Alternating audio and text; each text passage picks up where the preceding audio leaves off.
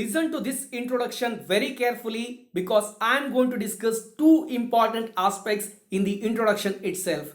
The first one, you are going to watch a movie, and most of the time the movies are giving so much importance to the character of hero, they just ignore all the others and you forget many of the characters. Why I am telling that here? The same happens with law also sometime, where a particular clause of a section becomes so very important that you just ignore everything else.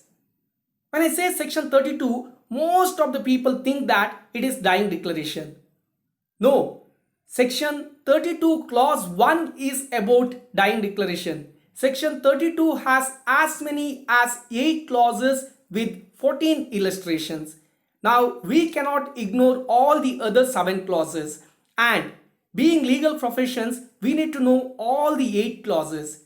So what I have done here, I am making two videos. This particular video I will discuss everything about section 32, all the 8 clauses along with 14 illustrations, and our hero, that is clause 1 of section 32. I am making an independent video because that is a lengthy topic and a very important topic. Here we are discussing everything about cases in which statement of relevant fact by person who is dead or cannot be found etc. is relevant. I said two things. The first thing you already understood, it is not just about clause 1 of section 32 but about all the clauses along with illustrations. What is the second thing?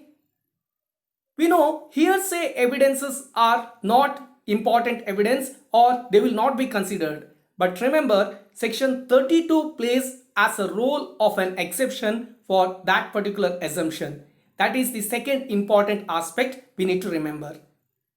Hey guys, welcome to my legal classes. This is Ganesh Pujari, and in the series of Evidence Act, we were discussing chapter 2 of Evidence Act, which is all about relevancy of facts, covered from section 5 to 55U, and in that series we are discussing section 32 today, and I think I have already wasted a lot of time. Let's get into the first slide.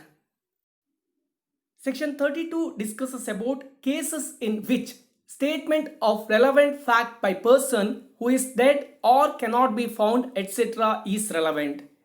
Here under this section we are going to discuss about 4 different circumstances where a person has already made a statement. Now that statement is relevant fact, but now we cannot ask him to prove it because either he is not available because he is dead or he might be missing, and there are several other reasons which are discussed here. And the section starts by saying statements written or verbal. Now these statements can be in the form of written or verbal of relevant facts made. That means the person about whom we are discussing, he has already made a statement which is in the form of written or verbal. Now who is that person? There can be 4 different of persons. 1, by a person who is dead. 2, a person who cannot be found. 3, the person who has become incapable of giving evidence. And 4, the person whose attendance cannot be procured without an amount of delay or expense which under the circumstances of the case appears to the court unreasonable. Now these are the 4 types of persons who have already made a statement which are relevant facts, but we cannot ask him to give it again because of these reasons. Now if court considers these are the statements under the relevant facts in following cases, there are 8 different cases which I am going to discuss in my next page, so that will be relevant. Now remember, the 4 persons can be a dead person or a person who cannot be found, which means he is missing. Third one, the person who is incapable of giving evidence now. Remember, he has already made a statement, but now he is incapable. That incapability may be a physical incapability or mental. Now, what can be physical incapability? Imagine someone's tongue is cut. Now he or she has already made a statement, but now he or she cannot speak because his or her tongue is cut. That is physical incapability. Likewise, mental incapability. For example, the person has already given a statement, but now under a huge shock or something went very wrong, the person is facing some mental incapabilities. In that case, the earlier statement becomes relevant, or calling such person as per court is unreasonable because of time constraint or the money which needs to be spent or the distance which is to the court and the person who resides. In all these cases, the statement made by the person earlier, if it is on relevant facts, then it becomes relevant when the court considers the same. That's all about section 32. Now, what do we need to understand here? There are 8 subclauses. We need to understand all the 8 subclauses. There are 14 illustrations. We need to understand all the 14 illustrations because they will be converted as questions. So I am not getting into case laws in this presentation. We will start discussing subclauses one by one, and then we will also try understand the illustrations along with the subclauses. I have already brought the illustrations according to the subclauses. And then in my next presentation, let us focus on dying declaration. Hope that works out. Now let us try understand the 8 subclauses. As I said, there are 8 clauses. Sorry, some places I have used the word subclause also. That is a bad habit I am having. But these are the 8 clauses we need to remember while discussing section 32. Because they are discussing about 8 different circumstances, I have mentioned the title as 8 circumstances. What are these circumstances? The first one is the statement which are related to cause of death. The second one is the statements which are made in the course of business. The third one are the statements which are against the interest of the maker of such statement. Fourth one, the statements which are giving an opinion as to public right or custom or matter of general interest. The fifth one are the statements which are related to existence of relationship. The sixth one, the statements which are made in will or deed relating to family affairs. And the seventh one, the statements which are documents relating to transaction mentioned in section 13 clause A. And the last one are the statements which are made by several persons and expressed feelings relevant to matter in question. Now, these are the 8 clauses. We are going to understand all these 8 clauses along with illustrations. As I said, we have as many as 14 illustrations, and these are very important because they can be converted into questions. I am not going to focus too much on clause 1 because there will be an independent video on that particular aspect. Let's get into clause 1. Clause 1 of section 32 discusses about the statements which are related to cause of death. Here there can be statements made in 2 different scenarios. One where a person is telling his cause of death, that is dying declaration, or the other one where a person has told to someone else about the circumstances of the transaction which resulted in his death. Now, both of them are considered under dying declaration. Here, I am not going to spend too much of time for this particular aspect because this needs to be discussed in detail. That is why I am parking this for this presentation, and in my next presentation, I will discuss all the aspects related to clause 1 of section 32. I am straight away taking you to clause 2. Now remember, illustration A is referring to the cause of death example, and that is also we are going to discuss in my next presentation. Clause 2 of section 32 discusses about all those statements which are made in the course of business. Now every scenario starts with this. What is that? The person who has made the statement is now not available because he may be dead, or he is missing, or he is incapable, or it is not reasonable to call him to the court. always remember to quote these four items. He has already made a statement which is part of a regular course of business, but now he is not available. In that case, his earlier statement will become relevant. Now, what are the different regular course of business? It may be some accounts which he has maintained in the course of business, or it may be some professional duty that he has delivered, or it may be related to some acknowledgement which is written and signed related to receival of money, goods, securities or property of any kind, or it is a document which is regularly used in his commerce which is written and signed, or it may be a letter or document which is dated, written and signed by him. All of these can be considered as documents which are maintained in the course of business, and that will be considered as relevant under section 32 clause 2. Now we have 5 illustration. Let us try understand them one by one. The first illustration, that is illustration B, where the question is the date of birth of Mr. A. Now there was a surgeon who is professionally maintaining a dairy where he has mentioned that A's delivery was taken care by him on so and so date. Now that becomes a relevant fact because on a regular course of business, such surgeon has maintained a dairy. In illustration C, what happens? Whether A was in Calcutta on a given a day or not is the question.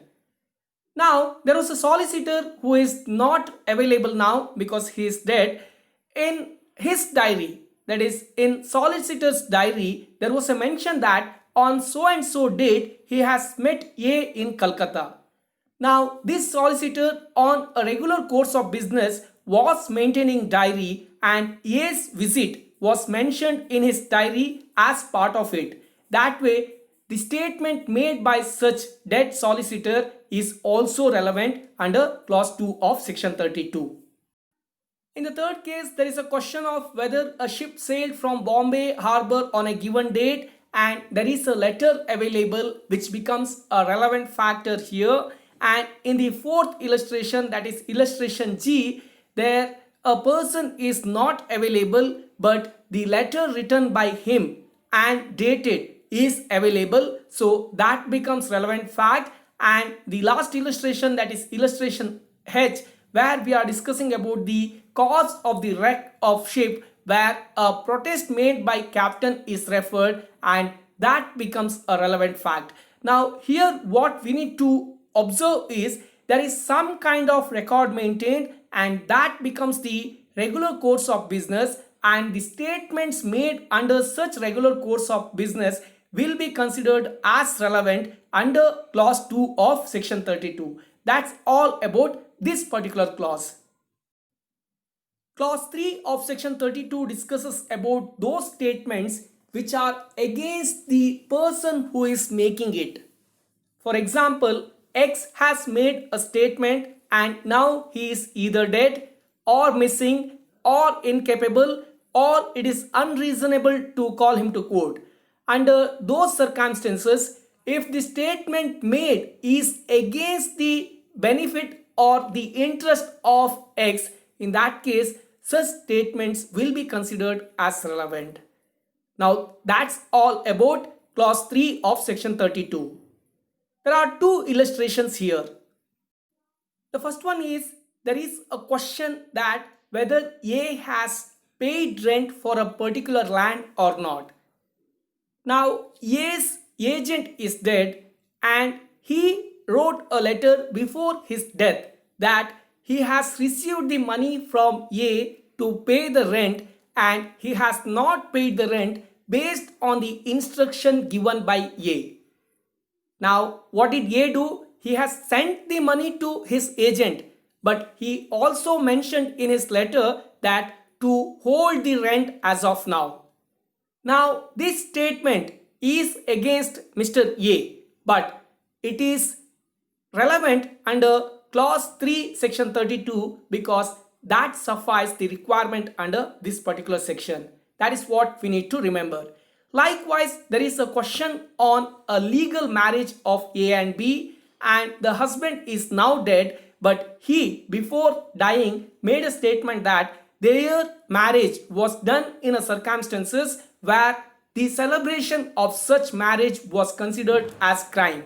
In that case, that was not a legal marriage, and as it is made by the dead husband, that will be considered as a relevant fact. The fourth clause of section 32 discusses about all those statements which are giving opinion as to public right or custom or matter of general interest. Here we need to remember that there is a statement which makes an opinion of a particular person, and this particular statement or opinion should be related to a public right or a custom or a matter of public or a matter of general interest. Now these four aspects is very important, and the person who has made the statement should have the awareness of such public right or custom or matter of public or general interest, and when he has made the statement, there should not be any existence of any type of controversy over such right. Now, he should have made such statement when there was no controversy. In that case, the statement made by such person will be considered as relevant, and as again you need to observe that now such person is not available due to his death, or he is missing, or he is incapable of giving such statement again, or it is not reasonable for the court to invite him to the court. Now under these circumstances, the statement made by him earlier will be considered as relevant under clause 4 of section 32. We have two illustrations here. The first illustration, the question there is whether a given road which is in discussion now is a public way or not. Here there was a statement by the deceased headman that this particular road was public. In that case, it becomes relevant fact because when he made the statement, there was no controversy, and he being the headman had the right position to make opinion about such public right, and the statement made by him will be relevant fact under clause 4 of section 32. Likewise, when there is a discussion on the rate of grain on a certain day in a particular market, if a banya who is the regular part of that particular market on a regular course of business, if he has made a statement, that will be considered as relevant fact because he is part of such business on the regular basis, and as now he is dead, his earlier statement will be considered as relevant. If there are any question related to existence of relationship between two persons, then we have to refer clause 5 of section 32, which are the statements related to existence of relationship. Now, such relationship in question may be of relationship by blood or by marriage or by adoption.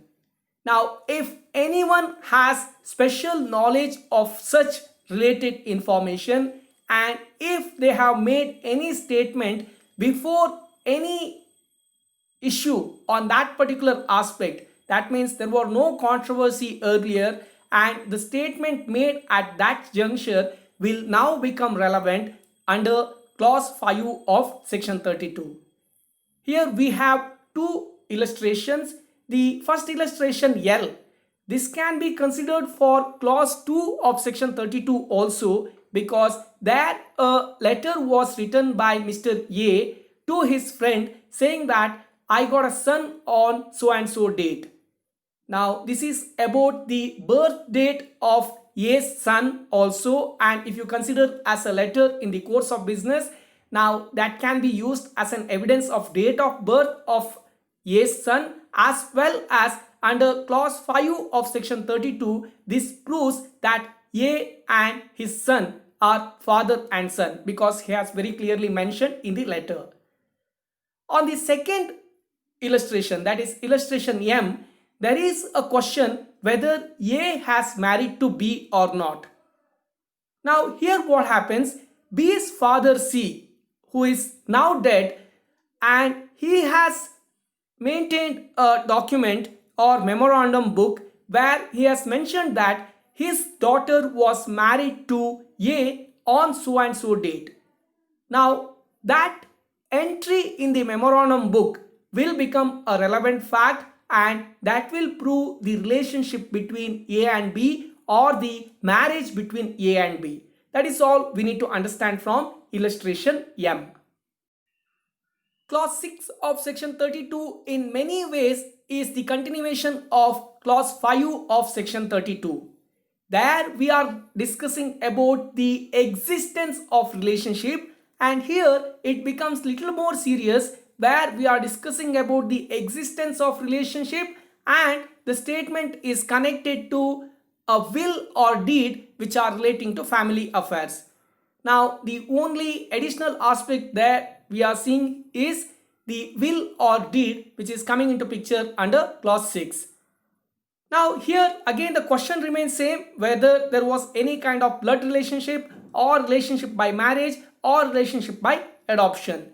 Now all these questions are now raised because there is a will or deed in front of those persons who are having questions.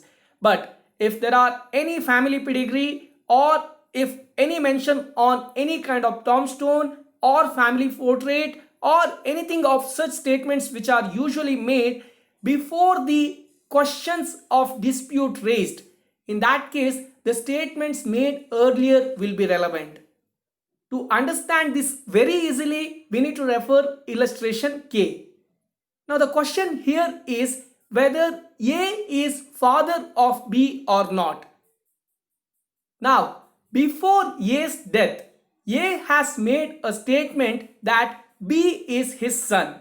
Now that is sufficient to prove the relationship between A and B. That's all we need to understand under clause 6 of section 32, and remember the difference between clause 5 and 6.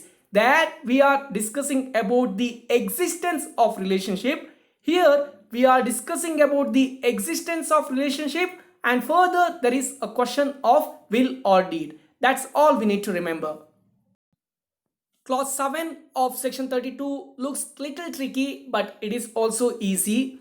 It discusses about any statement in document relating to transaction mentioned in section 13 clause A. Now let us first understand section 13 clause A, which we have already discussed in one of our earlier class, but let's read it again. Now section 13 is basically discusses about facts relevant when right or custom is in question. If there are any question related to right or custom, those facts are relevant which are discussed as under different subclauses, and here this particular aspect discusses only about clause A of section 13. Now if there are any question which are related to the existence of any right or custom, in that case any transaction by which the right or custom in question was created, claimed, modified, recognized, asserted or denied, or which was inconsistent with its existence. Now whatever we are discussing there as a part of right or custom, now if there are any reference of such creation, claiming, modification, recognition, assertion, denial or any other inconsistency, all of them will become relevant under clause 7 of section 32, where there is a deed or will or any other document. Now there is a will or deed or document is created under clause 7 of section 32, and if such document has any question on the right or custom, then directly we are referring section 13 clause A, which discusses about everything related to such right or custom, the creation, claiming, modification, recognition, assertion, denial or any inconsistency. All of them will be becoming relevant under this particular clause. The last clause, that is clause 8 of section 32, is quite different from all the other clauses because there we have discussed about the statements which are made by one person, whereas here we are discussing about the statements made by several persons and expressing their feelings which becomes relevant under a particular matter in question. Here what happens? There is a statement by one person, and if there are multiple number of persons who are expressing the same feeling or impression, in that case that will be considered as a relevant matter for that particular question. A beautiful illustration in the form of N where there is a case between A and B. Now B has painted a caricature and exposed it in his shop's window, and A's claim is that the caricature painted by B is kind of causing deformation to him. Now that is A's claim, and if there are any group of people or crowd of spectators are expressing the same over that particular caricature which is painted by B, then that will be considered as relevant because these are the feelings expressed or the impressions made by several people, and that comes under clause 8 of section 32. That's my time on section 32, and if you have observed, I have not brought a single case law in this presentation. Why so? Because for clause 1 of section 32, I am going to bring lot of case laws in my next presentation. But as far as other clauses are concerned, if I start discussing all of them with case laws, this lecture would have never end. So I am not touching upon them as of now because in the purview of exams, these clauses are not that very important. But saying so, for the practitioners, these are very important clauses. So once after I completing Evidence Act, I will try to take all the clauses as an individual video where I will bring lot of case laws. With that, with your permission, I am signing off from this particular class. Thank you so much for subscribing my channel. Please like, share and comment my videos. All the very best for whatsoever purpose you are referring me, and thanks again.